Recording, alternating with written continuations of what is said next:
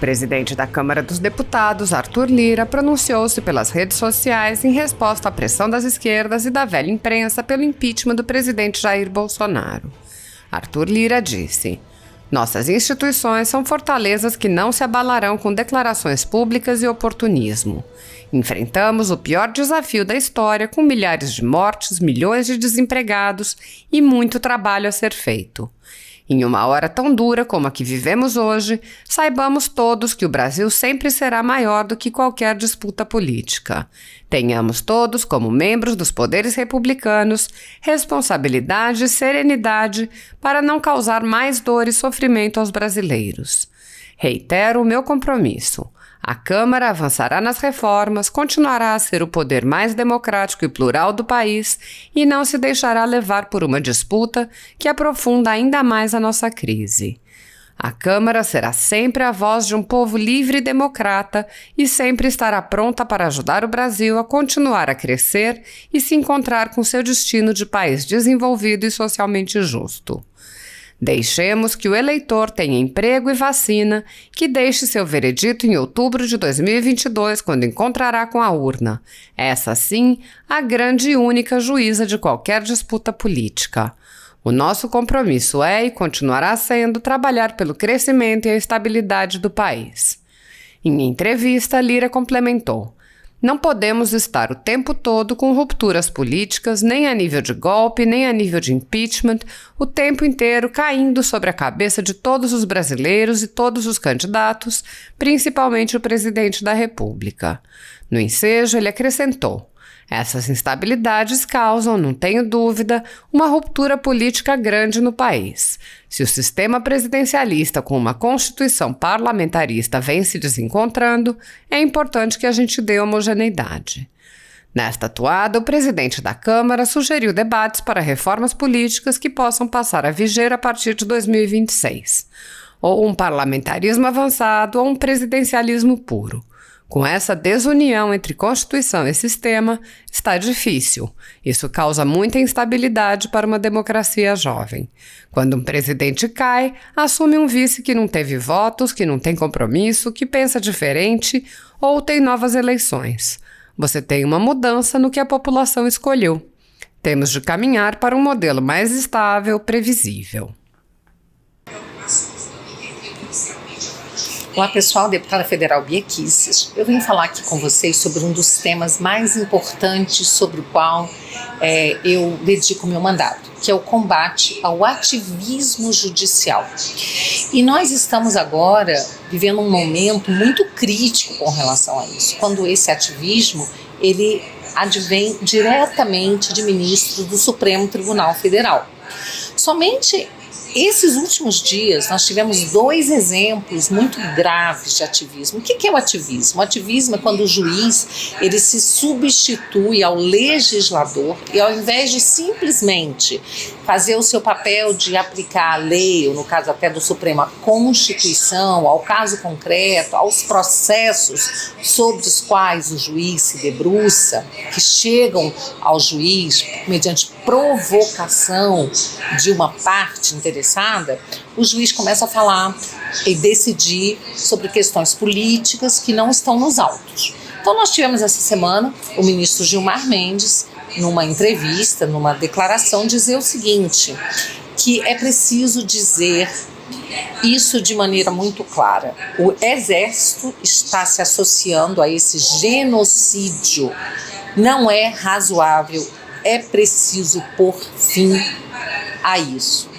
Então, a gente fica pensando assim, de que genocídio, em primeiro lugar, o ministro está falando, né? Porque nós vivemos nos últimos governos um genocídio, aí sim, verdadeiro, de jovens, né, de negros, de pessoas pobres, que têm sido assassinadas, e não só negros e pobres, mas toda a sociedade, que realmente nessas camadas mais pobres da sociedade aumenta a violência, né? Mas pessoas de todas as camadas sociais, de todos os níveis intelectuais, de todas as profissões, tem sido vítima, sim, de assassinato, 60 mil pessoas por ano, sem que o Estado tenha sido capaz de proteger essas pessoas. Aí a gente pode falar de genocídio, mas no governo atual, que genocídio é esse? Quem é que está cometendo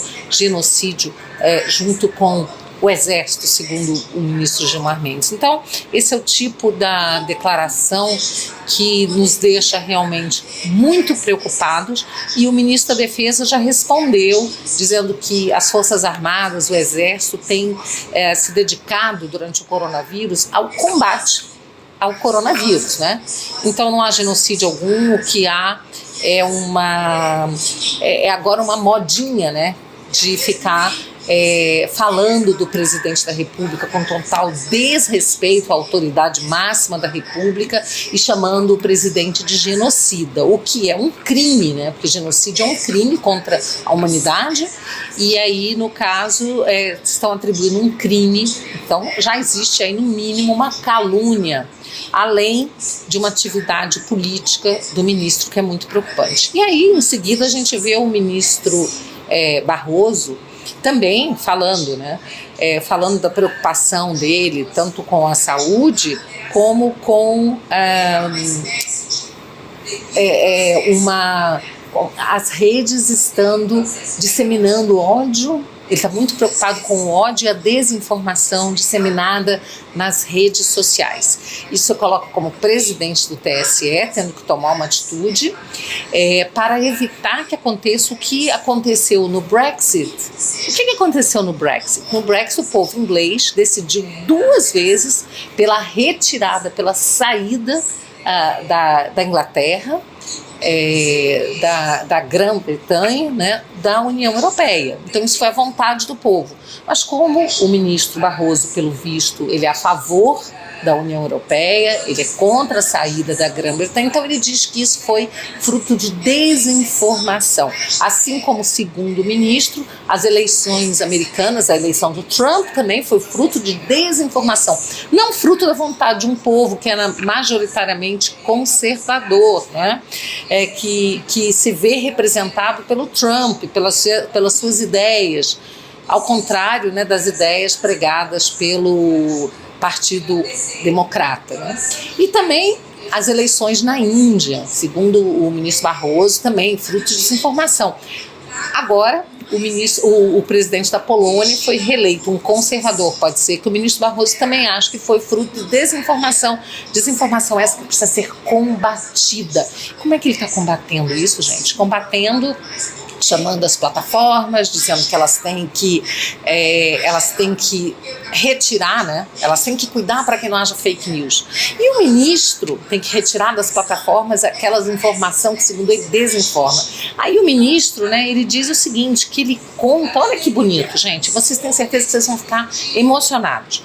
Contamos com a imprensa profissional que sabe separar fato de opinião, a gente tem visto isso, que se move por preceitos éticos, a gente também tem visto isso, e que possa fazer o filtro dessas bobagens que circulam nas redes ao lado dos checadores de fato. Aí eu trouxe, né, essa informação de que foi uma pesquisa feita pelo Instituto Global Edelman Trust Barometer, tá?